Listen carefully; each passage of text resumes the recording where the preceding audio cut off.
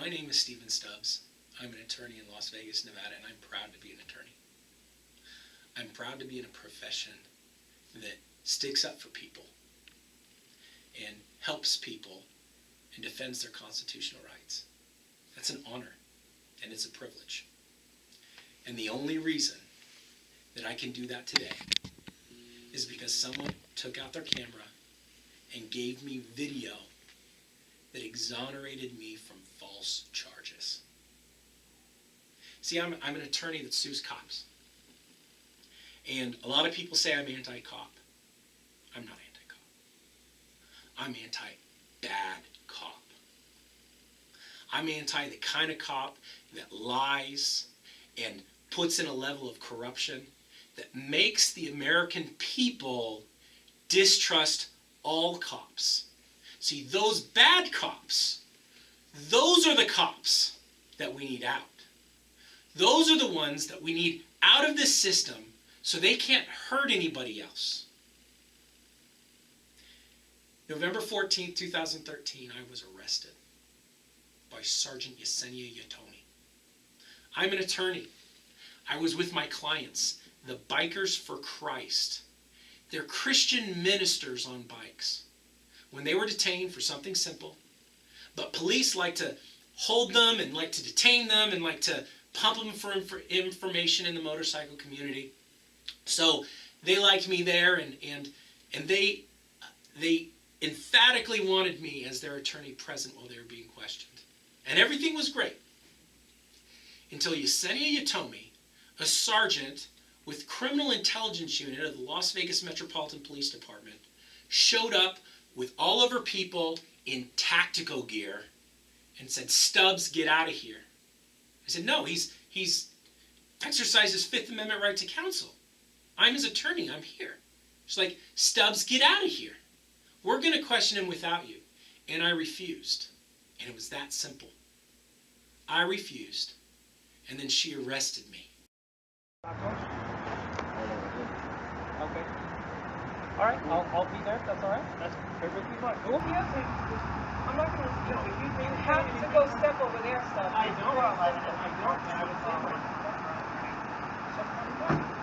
You've been warned before not to obstruct. You can be his counsel. You can answer the basic questions. You can answer them or not answer them. You have to stand over there. No, it's not right there. And I thought, this is going to be easy. You know, the truth is that he exercised his Fifth Amendment right to counsel, and I refused. The law's on my side. Everything's going to be great. The problem is that Yesenia Yatomi lied in her report. She lied in her report to make it look like I was obstructing. She specifically put things in that report that were not true, some of which she wasn't even there when it happened. But she, under penalty of perjury, wrote up that report and made me look like a criminal. And the kind of criminal that the Nevada State Bar would have kicked out and pulled my bar license. I am so grateful that someone pulled out their video camera and recorded that. Because I went to trial, the prosecution put on their case, the video was shown, and Judge Goodman didn't even make me put on a defense. The prosecution put on his side and says, "This is ridiculous. You're not guilty. You don't even have to put on a defense." Sergeant Yatomi was proven a liar because of video, and only because of that video can I still be an attorney today. Now, you might think, hey, this is an isolated incident. Nope. Just the cases I have prove that this isn't an isolated incident. And you have to think, what about the cases that don't have a video? That's a very, very good question. Are there people that are convicted under the word of a police officer because they didn't have video to show the truth? I have a client who was in a bar and who was told to exit the bar, and he was doing so at the back of the line, and there were people in front of him, and he was told to go faster and faster and faster, and he's just like, how can I go faster? People are in front of me. When Officer Kolkowski and Glowinski grabbed him from the back, and beat the shit out of him.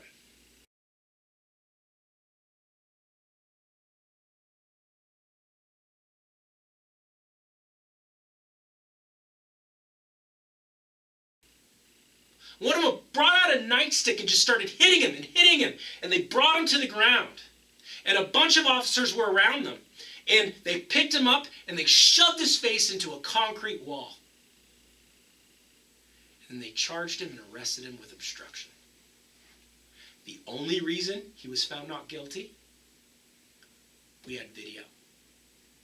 Officer Kolkowski and Officer Glowinski lied on their report to cover up the fact that they were beating the shit out of this guy. And he got arrested. He had no criminal record.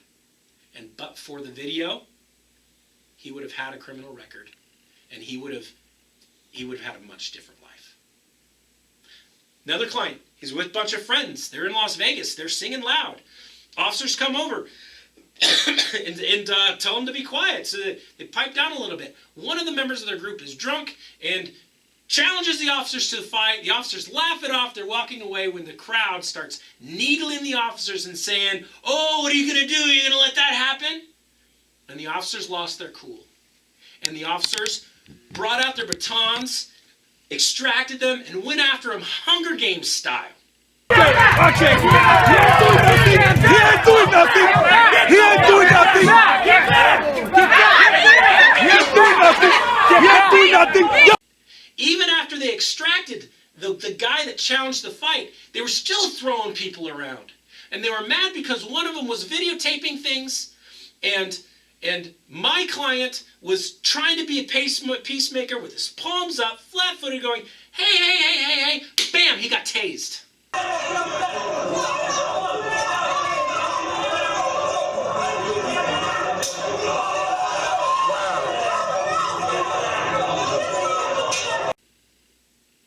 He was tased, and he was brought to the ground, and there was nothing that he did that would have warranted him being tased. But because Officer Garmendia tased him, Officer Garmendia had to cover his tracks, Officer Garmendia lied in his sworn affidavit and arrested my client and said he did things that he didn't do. Luckily, there was a videotape. Exonerated my client. Then there's another client I have. He's riding a motorcycle. A NHP trooper's following him. He pulls off, hits a dirt berm, loses a little bit of control. He gets control, and then bam! The car hits him directly.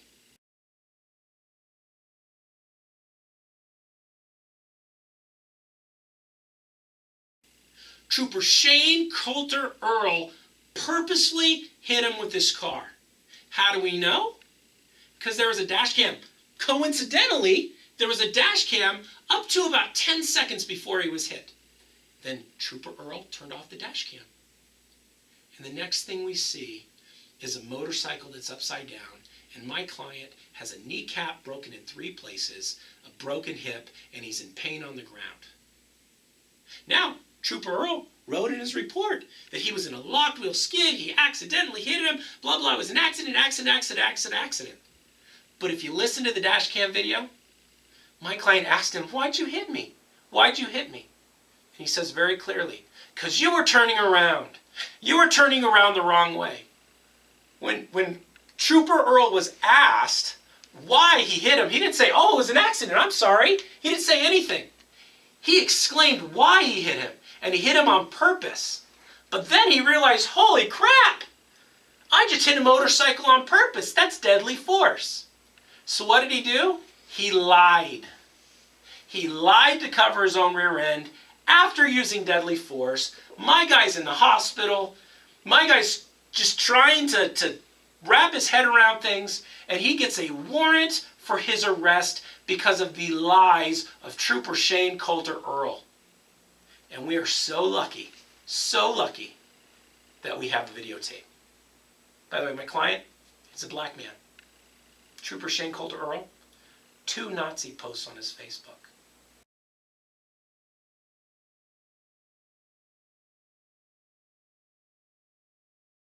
along with this gem. Brute force. If it doesn't work, you're not using enough.